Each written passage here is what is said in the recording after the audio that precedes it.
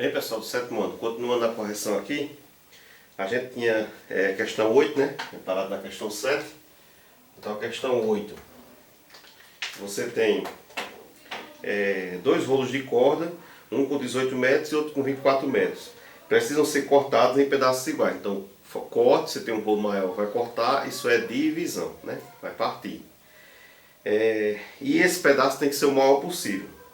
Quanto medirá cada pedaço? Então o que você tem que fazer? Você tem que ver quais são os valores que dividem o 18, quais são os valores que dividem o 24, ou seja, divisores de cada um, para ver qual desses valores é o maior possível, para dividir ambos, né? Tipo, você não pode dividir o 18, eu vou dividir o 18 em dois pedaços de 9, mas o 24 talvez não dê certo com o 9, vai ficar sobrando. E como a questão diz, tem que ser o maior possível, mas tem que dividir todos iguais, não pode ter sobra ou pedaços diferentes. Então, quem é o primeiro número que divide o 18? 1. Quem é o primeiro número que divide o 24? 1.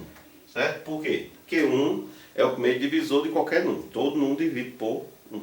É quando você fica com tudo. Aí você vai ao próximo. 2 divide 18? Divide, né? 9, 9, 18. Então, 2 também divide 18. 2 divide 24? Sim, 12 e 12, né? Então, 2 também divide 24. Aí você tem 3. Você pegar 3, 6, 12, 18. Ok? Então 3 também divide o 18. No caso do 24 você tem 8 e 8, 16 e 8, 24. Então 3 também divide o 24. 4 divide 18? Não, né? 4 vezes 4, 16, não vai dar certo.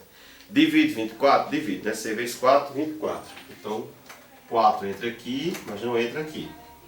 5 não dá certo, né? Que tem que terminar em 0,5. 6, então, se o 18 por 3 dá 6, por 6 dá 3. Então divide, beleza. E 24 também, né? 24 por 4 dá 6, então por 6 dá 4. Beleza, então 6 ok. 7 não dá certo, 8 não dá, né? 8, 8, 16, mas o 8 divide o 24. 3 vezes 8, 24, né? Então 8 dá certo para o 24. Aí você vê 9, 9, 18, dá certo para o 18, mas não dá certo para o 24, né? 9, 9, 18 com mais 9, 27. Então ele não divide. No caso do 18, quando você está achando divisores, quando você chega na metade daquele número, o próximo divisor vai ser ele mesmo. Porque toda vez que você passar da metade, por exemplo, eu quero dividir 10. Quando eu chego em 10 por 5, é o limite. Quando eu for tentar fazer 10 por 6, 10 por 7, nunca vai dar exato, porque vai dar sempre 1 e um pedaço, porque já chegou na metade. Ok? Então aqui no 18 já parou. O próximo divisor é ele mesmo. No caso do 24, se você quiser continuar completando, pode. Mas aqui já dá para perceber qual é o maior possível. Porque olha, o maior possível que esteve nessa sequência aqui e nessa é o número 6, certo? Se você quiser continuar colocando para treinar os divisores de 24, você ainda tem aqui 9, 10, 11, 12. Tem o 12, que 12 com 12, 24, né? Chegou na metade dele, depois ele próprio. Mas já dá para ver aqui que o maior pedaço possível, que vai dividir tanto um como o outro, é o 6.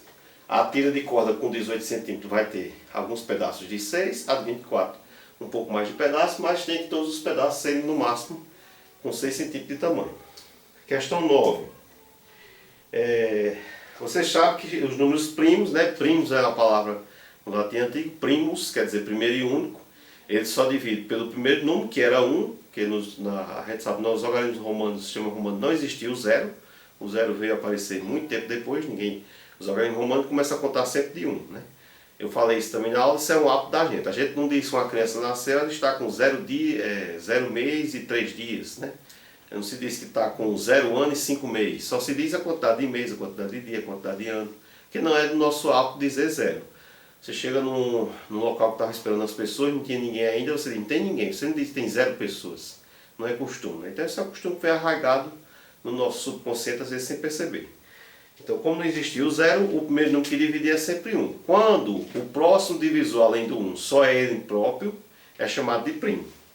Nas opções aí, isso só acontece com o número, né? Então a questão 9, o número primo que tem aí é o número 5, certo? Que é a letra C. Certo? Por quê? Porque, por exemplo, o 4, ele divide por 1, já divide por 2. Então apareceu alguém que fora ele 1, já furou. É o chamado número composto. O 9 divide por 1, divide por 3. O 12 divide por 1, por 2, né? Por 3. Então, o único que só divide por 1 e por ele mesmo aí nessa opção é o 5.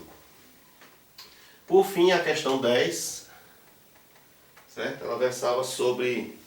Pedro comprou um chocolate que veio dividido em 3 pedaços. Pedro comeu 2 dessas partes, marca a alternativa que representa a fração. Então, o que é uma fração? Uma fração é representada com a barrinha nesse sentido ou nesse, depende de como você escreve, certo? Onde o primeiro valor que se põe é aquilo que você tirou, as partes que você usou, que pegou, e embaixo é tudo que se tinha, todas as partes que tinham. Então, embaixo é o denominador, porque é isso aqui que dá nome à fração, e em cima é o numerador, porque numera o que você pegou. Então, se ele dividiu em 3, é 3 que fica embaixo, ou aqui na segunda parte. Quer dizer, ele pegou terços, né? Por isso que se diz terço, que é de 3.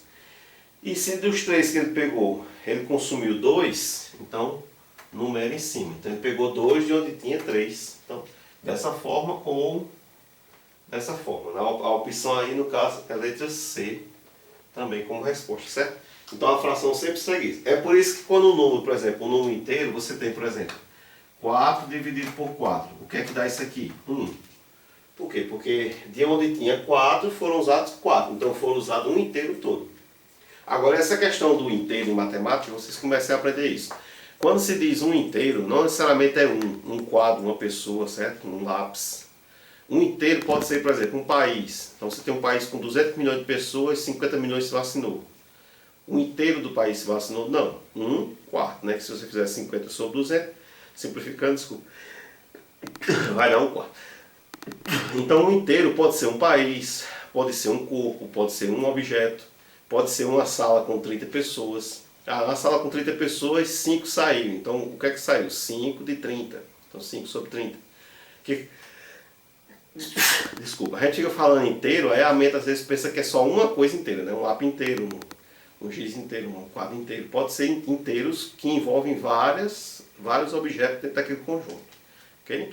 Paz e bênção. E aquilo que a gente tem passado do livro nas aulas pelo Meet, assim que possível eu vou enviando as correções nessa forma de vídeo. Obrigado aí a todos.